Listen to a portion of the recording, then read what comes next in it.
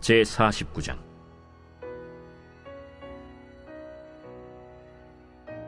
야곱이 그 아들들을 불러 이르되, 너희는 모이라. 너희가 후일에 당할 일을 내가 너희에게 이르리라. 너희는 모여 들으라. 야곱의 아들들아, 너희 아버지 이스라엘에게 들을지어다. 루벤아, 너는 내 장자요 내 능력이요 내 기력의 시작이라.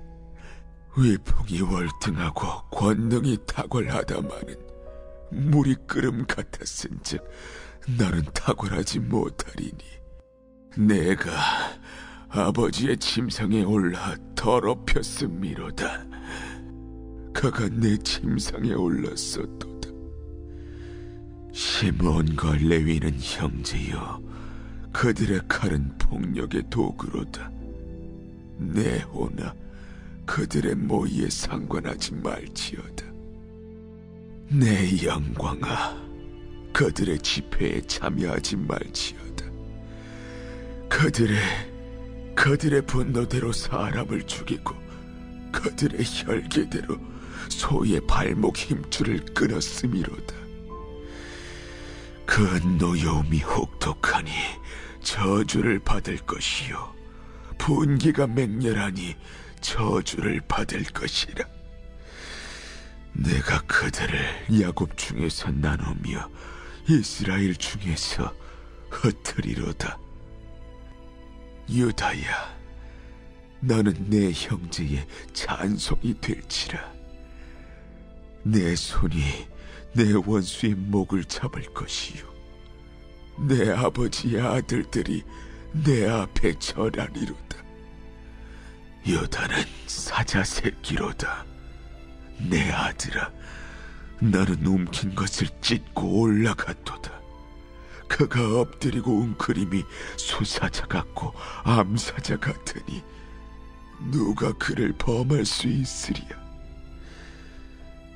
규가 유대를 떠나지 아니하며 통치자의 지팡이가 그 발 사이에서 떠나지 아니하기를 실로가 오시기까지 이르리니 그에게 모든 백성이 복종하리로다. 그의 나귀를 포도나무에 매며 그의 암나귀 새끼를 아름다운 포도나무에 맬 것이며, 또 그 옷을 포도주에 빨며 그의 복장을 포도즙에 빨리로다. 그의 눈은 포도주로 인하여 붉겠고 그의 일은 우유로 말미암아 희리로다. 스불론은 해변에 거주하리니 그곳은 뱀에는 해변이라. 그의 경계가 시돈까지리로다.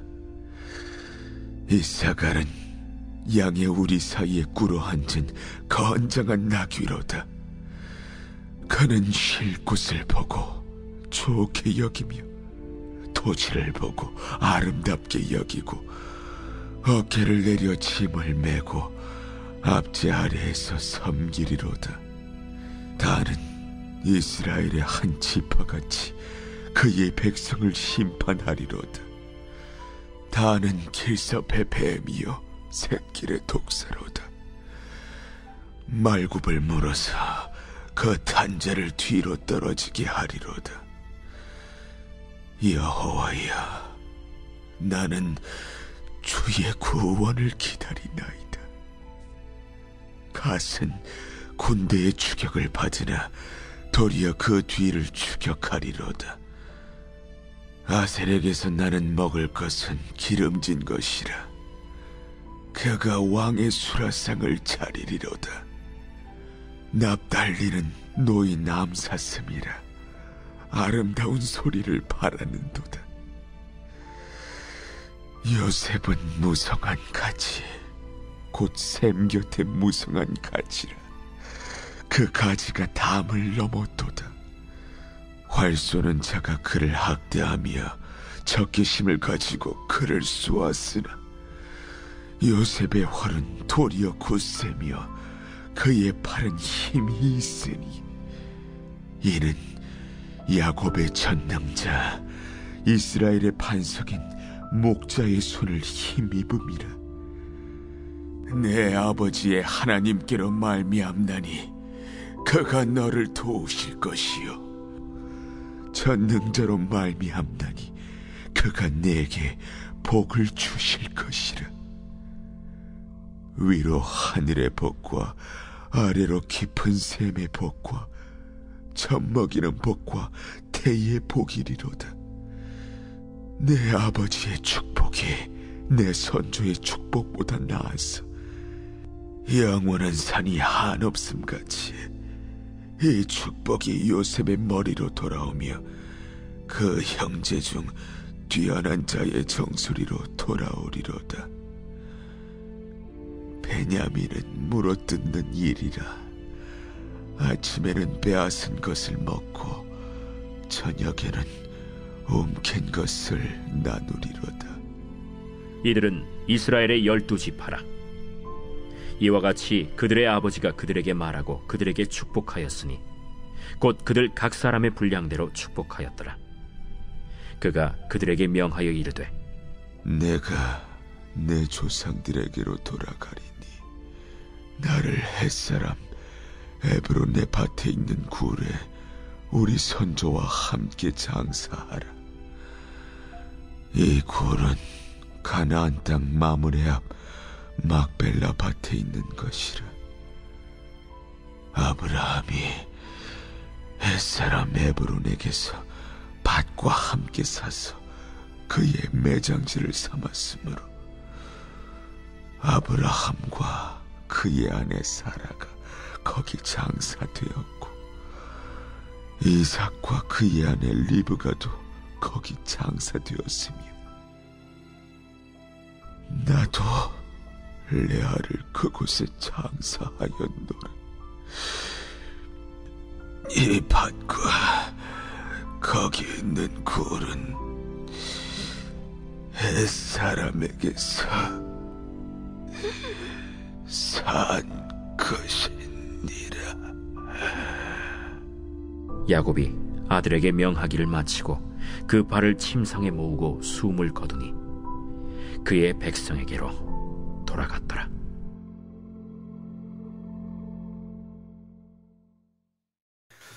오늘 새벽에도 주님의 보좌 앞으로 나오신 성도들에게 하나님의 은혜와 평강이 함께 하시기를 축원드립니다. 오늘 창세기 49장 함께 살펴보도록 하겠습니다. 야곱의 아들들에 대한 이야기가 37장부터 진행되었는데요. 이제 야곱의 마지막 생을 마감하는 장면입니다. 생을 마감하기 전에 그의 아들들을 불러 그 아들들의 장래에 대한 이야기, 후일에 대한 이야기를 해주고 있습니다. 1절에 나오는 후일에 당할 일, 이 이야기는 종말론적인 이야기입니다. 이 민족이 한 개인의 삶이 아니라 이 한 지파가 어떻게 되어질 것을 이야기하는 내용인 것이죠.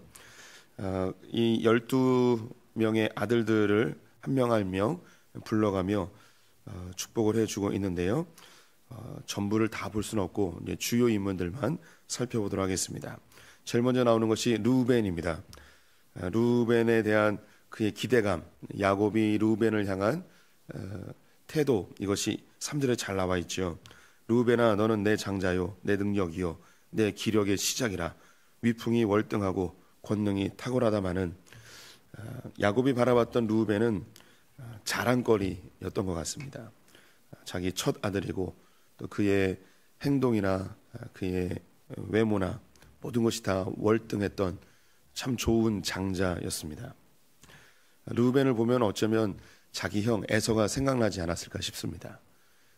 늘 자기 형과 비교되고 자기 형은 들사람으로 굉장히 리더십도 있고 사람들에게 인정받는 그런 탁월한 형님이었는데 그에 비해서 자신은 뒤처지고 어머니 치마폭에서 요리만 하고 있던 매우 내성적인 아들이었죠. 그가 거친 삶을 살면서 성향이 좀 바뀌긴 하였지만 그 본질적인 성향은 그대로 갖추고 있었을 것입니다. 우리가 자녀를 낳으면 자기의 부족한 부분이 없기를 바랍니다. 오히려 자기보다 좀 더 월등한 그런 자녀가 되기를 바라는 마음이 있죠. 공부를 많이 못한 부모님들은 자녀가 공부를 잘하길 바랍니다. 또 굉장히 굶주림 속에서 자랐던 그런 부모님들은 자녀가 부유하게 살기를 바라죠. 병약했던 부모님은 자녀가 튼튼하길 바라는 그런 보상 심리가 누구에게나 있습니다. 이삭이 에서를 유독 좋아한 이유도 이삭이 유약한 자였기 때문에 그가 갖지 못했던 강함이 에서에게 있었기 때문입니다. 야곱 역시 르우벤을 참 좋아하고 믿었었는데 그 이유가 자기에게 없던 그런 것에 대한 보상 심리, 기대 심리가 르우벤에게 있었죠. 내면적으로는 요셉을 장자처럼 여겼습니다. 하지만 요셉이 사라지게 되자 그 마음이 이 르우벤이 이 가정을 이끌어 나가야 되겠구나 그런 생각을 하고 있었는데 안타깝게도 이 르우벤이 끓는 물과 같아서 그의 정욕을 제어하지 못하여 자기의 첩이었던 빌하와 동침함으로 장자의 명분에서 쫓겨나게 되었습니다. 우리 주변에서도 목회자들이나 혹은 뭐 주변에 타고난 그런 크리스찬들, 일반 사회에서도 마찬가지죠. 참 기대되고 또 장래가 유망한 그런 젊은 사역자들이 그런 끓는 물과 같아서 정욕을 제어하지 못해 한순간에 나락으로 떨어지는 모습들을 보게 됩니다. 그래서 젊은 시절에 이 두각을 나타내는 사역자들을 보면 저도 뭐 아직 젊은 나이긴 하죠. 자연스럽게 기도를 하게 됩니다. 우리가 이제 모든 사역자들이 다 하나님께 사용되긴 합니다. 하지만 하나님이 그 시대에 특별히 사용하는 사람들은 분명히 있습니다. 그 사람들을 통해서 하나님의 역사가 이루어지는 것을 보게 되죠. 그 초대교회에 사도들이 지난 이후에 초대교회는 굉장히 혼란스러웠습니다. 로마를 중심으로 한 신학, 그리고 이집트를 중심으로 한 신학, 그리고 이 이스라엘 예루살렘을 중심으로 한 신학이 나뉘어진 그런 때였습니다. 그 당시는 학문적인 교류나 교통이 발달하지 않았기 때문에 이런 지역별로 신학이 나뉘어졌고 또 신앙의 색깔도 상당히 많이 달랐습니다.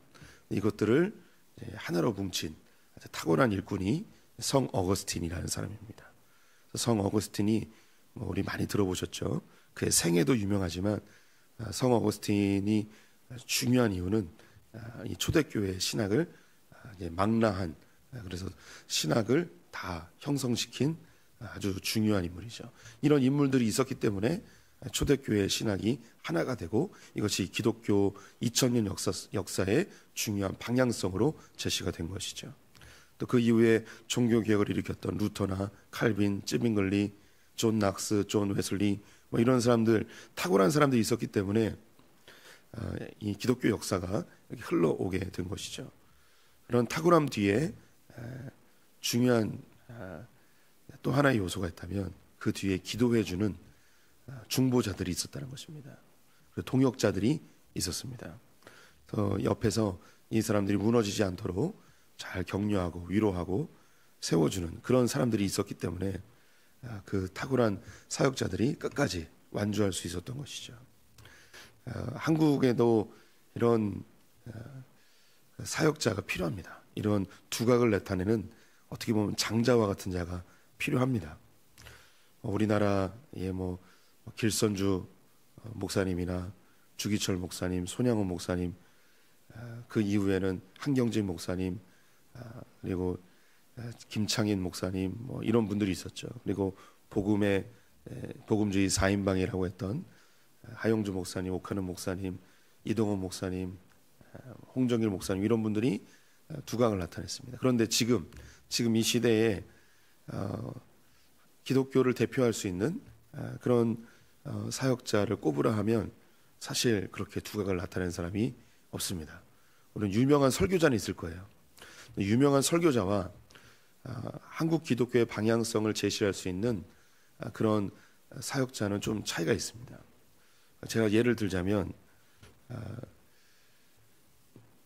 조윤기 목사님 같은 경우에는 비판하는 사람들도 있지만 한국 교회에 새로운 영적인 바람을 불어일으킨 성령의 운동을 일으킨 아주 탁월한 분입니다.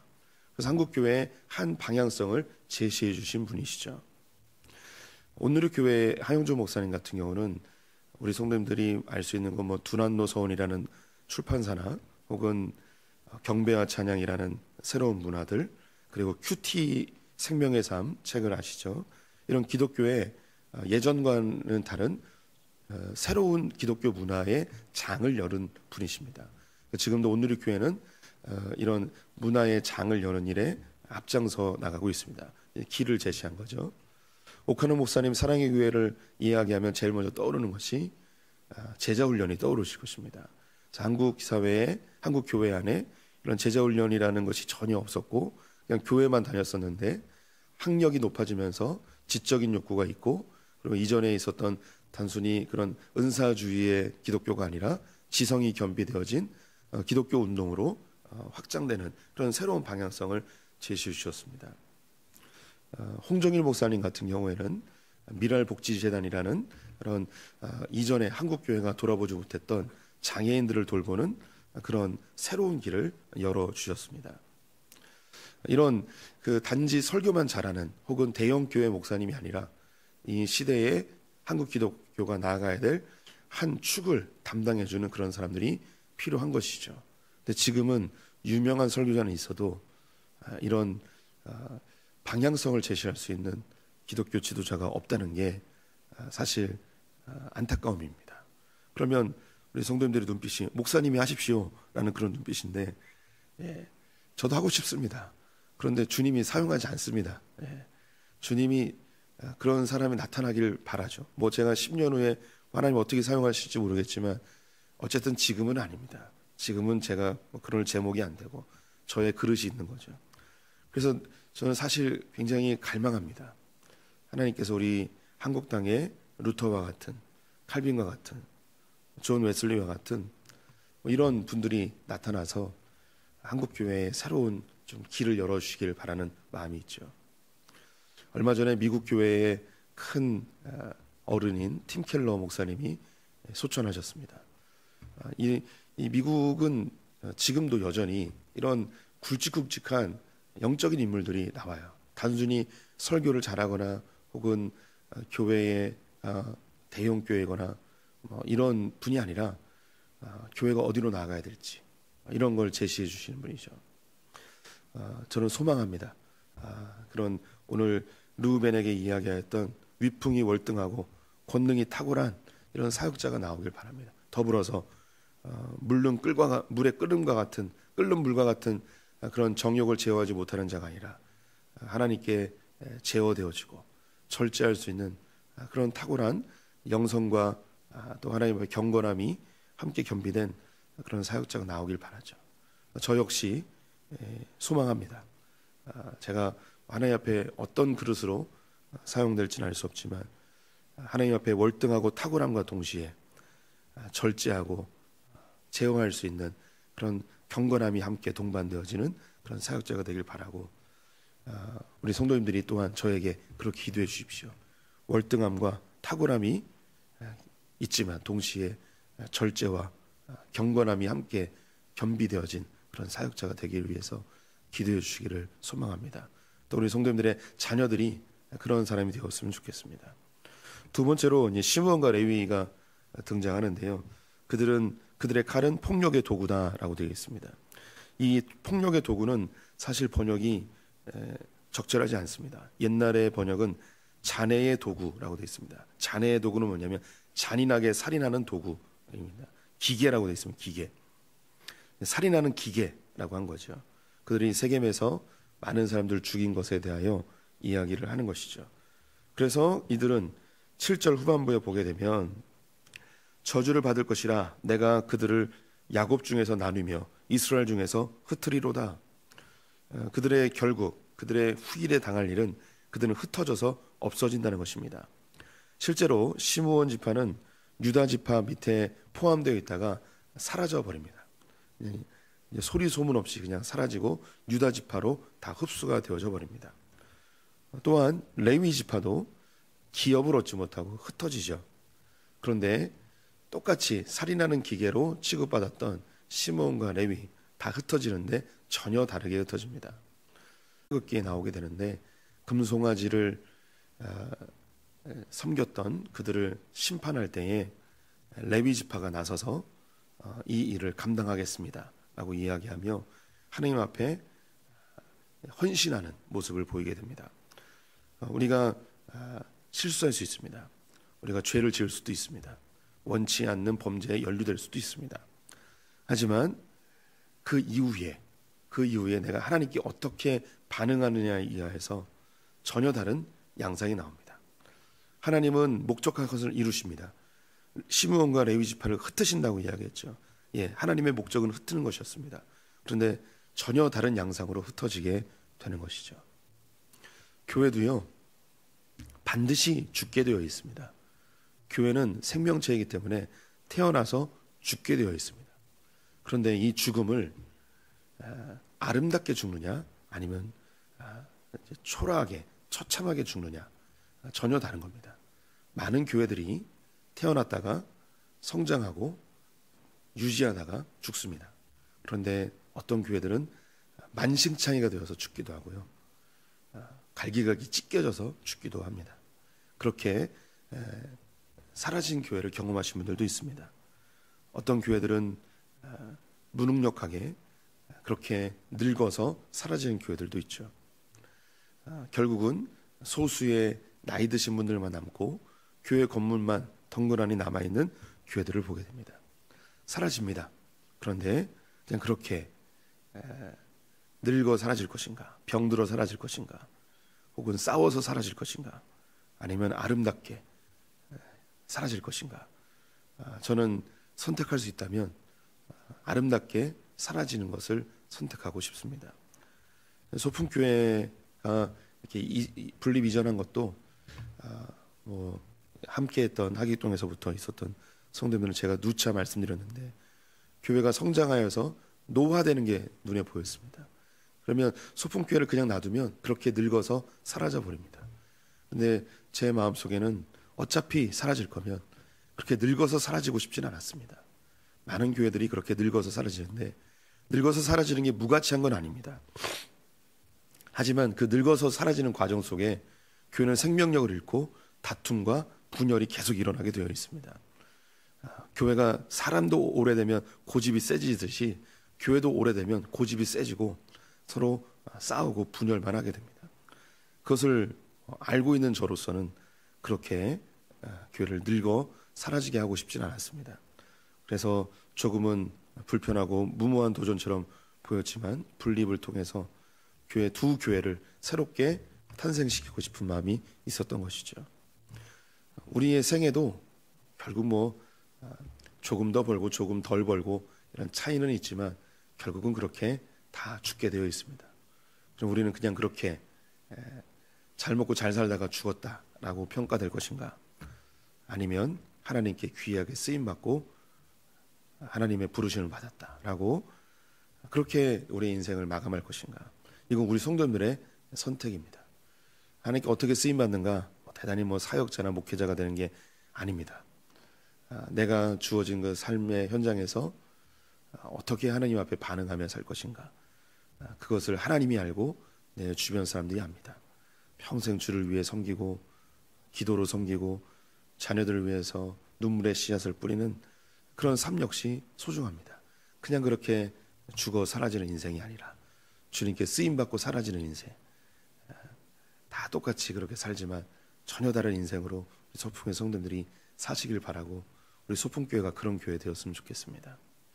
세 번째로 나오는 게 유다입니다. 유다의 제일 중요한 구절이 10절인데요. 제가 읽어보겠습니다. 규가 유다를 떠나지 아니하며 통치자의 지팡이가 그 발 사이에서 떠나지 아니하기를 실로가 오시기까지 이르리니 그에게 모든 백성이 복종하리로다. 유다는 사자에 비유하고 있습니다. 그의 용맹함과 그의 늠름함이 보여지는 비유이죠. 이 사자는 정글의 왕이죠. 그래서 유다가 왕의 이미지를 가지고 있습니다. 규와 통치자의 지팡이가 그에게서 떠나지 않는다고 합니다. 규는 군인들이 가지고 있는 지휘봉이 있지 않습니까? 이렇게 우리 학교 다닐 때도 선생님들이 그런 지휘봉 같은 거 가지고 다닙니다. 그걸 이제 규라고 이야기합니다. 통치자들이 갖고 다니는 거죠. 통치자의 상징 규와 지팡이가 그에게서 떠나지 아니하는데 실로가 오시기까지 한다고 합니다. 실로는 평안, 안식이라는 뜻입니다. 평강의 왕이 오시기까지, 즉 메시아가 오시기까지 유다 지파에서 왕이 계속 유지된다는 거죠. 그래서 다윗 이후로 남유다의 왕이 태어날 것을 보여주는 예언적 구절입니다. 그리고 실로에게 모든 백성이 복종한다는 저 유다 지파에서 메시아가 탄생할 것을 보여주는 중요한 예언적 구절이죠. 이렇게 12 아들들을 축복하고 그는 생을 마감하게 됩니다. 147세에 죽게 되는데요. 아들들에게 유언합니다. 나를 이 애굽 땅에 매장하지 말고 나의 선조들이 있는 조상 아비들이 있는 막벨라 굴에 안치해 달라고 부탁을 하죠. 그래서 이제 내일 보게 되어질 야곱이 죽은 이후에는 장래 행렬을 이끌고 막벨라 굴에 가서 안치하게 됩니다. 이 안에는 아브라함과 사라, 이삭과 리브가 그리고 그의 첫째 아니었던 레아가 묻혀 있게 됩니다. 그는 애굽에서 17년의 세월을 보냈지만 그의 소망은 늘 언제나 그의 본향에 있었습니다. 그리고 그의 아들들의 축복의 내용들 제가 다 읽지 않았는데 그 내용들의 모든 걸 다 합치면 한 가지입니다. 가나안 땅에서 살게 될 것이라는 거예요. 가나안 땅에서 너희들이 어떻게 살 것이고 너희들의 후일의 끝은 그 가나안 땅이다. 그래서 가나안 땅에 대한 열망, 가나안 땅에 대한 소망, 본향에 대한 그런 믿음, 이것이 야곱에게 그 고스란히 담겨져 있죠. 하나님께서 우리 성도님들을 향하여서 한 사람 한 사람 축복하며 우리의 생애에 대하여 말씀해 주실 것입니다. 그런데 그 끝은 어디냐? 결국은 천국입니다. 그 끝은 결국 저 하나님 나라입니다. 우리는 애굽에서 이런저런 모양으로 살아가게 될 것입니다. 하지만 우리가 가야 될 곳은 저 천국이고 천국 하나님 나라를 이루기 위하여서 우리 성도님들 한 분 한 분을 향한 목적과 계획이 있습니다. 그걸 주님이 이루어 나가실 것입니다. 야곱이 아들들을 축복해 주었듯이 하나님께서 우리 성도님들을 이 땅에 보내실 때에 하나님이 축복하시며 목적과 계획을 부어주셨습니다. 이 목적과 계획은 이 땅에서 어떻게 하면 잘 먹고 잘 살까의 목적이 아니고 하나님 나라를 위하여서 어떻게 완성될 것인가를 꿈꾸시는 목적입니다. 천국 바라보며 삽시다. 하나님 나라 꿈꾸며 삽시다. 그리고 하나님께서 나를 그리고 내 자녀들을 하나님 나라의 도구로 하나님 나라의 한 부분으로 어떻게 완성할 것인지 그거 꿈꾸면서 살아가는 성도님 되시기를 축원드립니다. 기도하겠습니다. 하나님, 이 땅은 우리가 잠시 소풍 나온 곳입니다. 그리고 이 땅에서 우리가 연단되어져 하나님 나라의 귀한 보석으로 완성되어질 것을 바라봅니다. 하나님, 이 땅에서 일어나는 일에 대하여 우리가 너무 집착하거나 창념하지 않게 하여 주시옵소서. 하나님, 우리의 갈 곳은 본향 하나님 나라이고 이 땅에서는 우리가 연단되어지는 과정임을 절대 잊지 않는 소풍의 성도들 되게 하여 주시옵소서. 하나님, 또한 우리가 하나님 나라에 더 멋지게 사용되고 멋지게 하나님 나라의 도구 되길 원합니다. 그냥 그렇게 살다 사라지는 인간들 아니고 그런 인생들 아니고 주님께 귀하게 사용되는 주님의 부르심과 주님의 명령 앞에 성실하게 멋지게 반응하는 소풍교회와 성도들 되게 하여 주시옵소서. 오늘 하루를 주님께 의탁드리며 예수님의 이름으로 기도드렸습니다. 아멘.